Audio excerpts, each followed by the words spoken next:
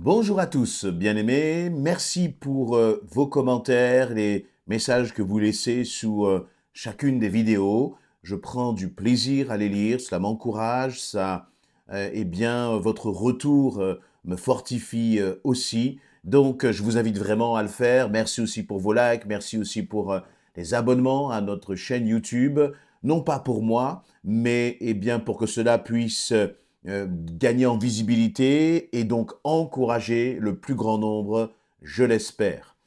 J'aimerais qu'on puisse partager sur une, euh, une phrase que Jésus va dire dans sa prière que que l'on appelle le Notre Père. Je ne vais pas entrer dans le détail de cette prière-là, mais dans cette prière, il y a cette partie où Jésus va dire que ton règne vienne et que ta volonté soit faite. Que ta volonté soit faite. Et si vous connaissez cette prière, vous l'avez très certainement récitée, vous aimez très certainement justement déclarer cette partie, Seigneur, que ton règne vienne, que ta volonté soit faite. Et j'ai été interpellé parce que Jésus va reprendre cette même idée lorsqu'il est à la fin de son ministère sur terre, dans un moment difficile, dans un moment d'angoisse. C'est facile de dire, Seigneur, que ta volonté soit faite. Mais il y a des situations où c'est extrêmement compliqué, c'est extrêmement difficile. Et Jésus a repris cette même idée dans le jardin de Gethsémané. Vous vous souvenez, c'est le moment où, juste avant la crucifixion, Jésus sait que Judas va venir le chercher avec les soldats, et puis là, ils vont lui mettre la main dessus, pour l'emmener finalement après toute une série de douleurs, de souffrances jusqu'à la croix. Et Jésus va demander justement au Père d'éloigner cette coupe. Ce n'est pas que Jésus redoutait la mort, ce n'est pas qu'il redoutait la souffrance, mais surtout ce qui était difficile, c'est qu'il redoutait de porter le péché de l'humanité. Lui qui était des saints, de porter finalement tout ce péché qui, en une fraction de seconde, va l'éloigner du Père à tel point que sur la croix, il va dire, Père, Père, pourquoi m'as-tu abandonné? C'est ce que Jésus redoutait par-dessus tout. Et il nous est dit que dans ce moment, il y avait une telle intensité qu'il avait comme des grumeaux de sang qui sortaient de son visage. Il avait, le terme angoisse va être utilisé dans ce passage. Et on peut le lire dans Luc 22 à partir du je vais lire à partir du verset 39. Jésus va donc prendre trois de ses disciples, Pierre, Jacques et Jean, ils vont s'éloigner, et puis Jésus, à un moment, lui-même va s'éloigner, puis il va leur demander d'être en prière. Et Jésus il nous a dit, Luc 22, 39, alors il sortit, se dirigea comme d'habitude vers le mont des Oliviers, ses disciples s'y rendirent aussi. Quand ils furent arrivés, il leur dit, priez pour ne pas céder à la tentation. Puis il se retira à distance d'un jet de pierre, se mit à genoux et pria ainsi, verset 42, « Ô Père, si tu le veux, écarte de moi cette coupe. Toutefois, que ta volonté soit faite et non la mienne. » Un ange venu du ciel lui apparut et le fortifia. L'angoisse le saisit, sa prière se fit de plus en plus pressante, sa sueur devint comme des gouttes de sang qui tombaient à terre. Après avoir ainsi prié, Jésus se releva, s'approcha de ses disciples, il les trouva endormis tant ils étaient accablés de tristesse. « Pourquoi dormez-vous » leur dit-il, « debout et priez pour ne pas céder à la tentation. » Dans d'autres, par exemple, si vous lisez dans l'évangile de Matthieu, il nous est dit, et Jésus va dire à la fin finalement de ce récit, debout parce que celui qui doit me livrer s'approche. Et je suis interpellé par le fait que dans ce verset 42, Jésus va dire, ô Père, si tu le veux, écarte de moi cette coupe, toutefois que ta volonté soit faite et non la mienne. On retrouve là encore une fois cette dimension de la volonté. Seigneur, Père, que ta volonté soit faite et non la mienne. Et nous n'étions pas là dans un moment où les circonstances étaient faciles. Nous n'étions pas là dans un moment où tout était simple. Et c'est ce qui m'interpelle, c'est que même dans ce moment, j'allais dire au paroxysme de l'angoisse, au paroxysme même de ce que Jésus pouvait vivre en termes d'intensité.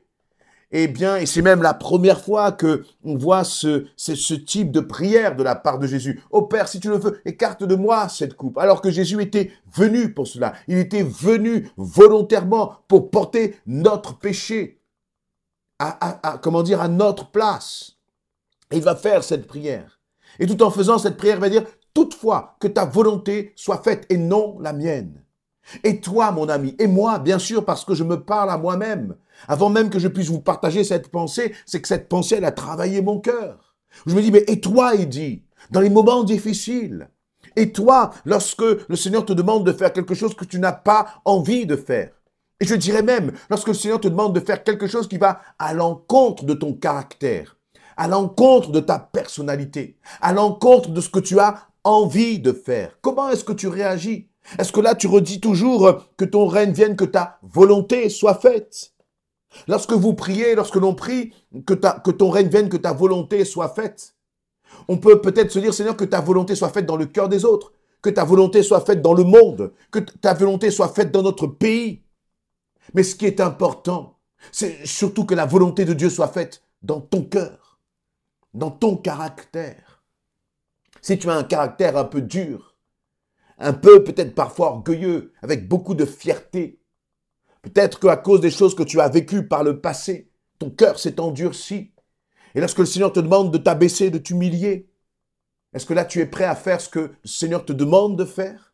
Ou est-ce que tu vas trouver toutes sortes de raisons humaines, toutes sortes d'alibis pour ne pas faire ce que Dieu te demande de faire?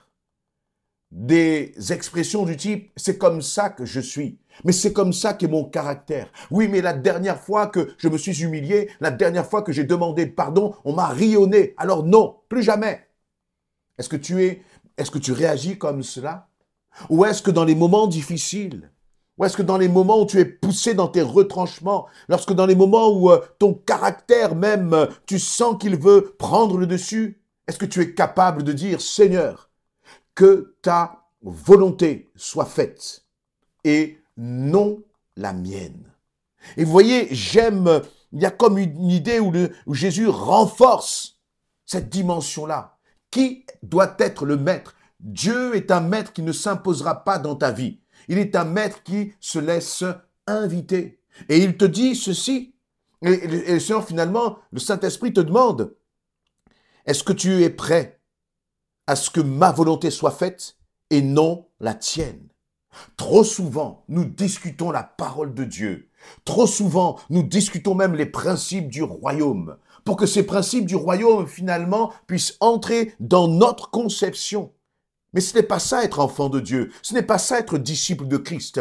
Être disciple de Christ, c'est sortir de nos conceptions, sortir de nos principes pour entrer et se soumettre aux principes de Dieu. Le mot soumission est un mot que nous n'aimons pas à notre époque. Le mot obéissance est un mot que nous n'aimons pas à notre époque. Oui, Seigneur, que ton règne vienne, que ta volonté soit faite. Fais ta volonté dans le cœur de mon mari. Oui, quand ton mari est désagréable, quand ton épouse est désagréable, et qu'il te dit, et qu'en tant qu'homme, il te dit, aime ton épouse, quel que soit ce qu'elle a fait, comme Christ a aimé l'Église. Est-ce qu'à ce moment-là, tu es prêt à faire la volonté de Dieu et non la tienne?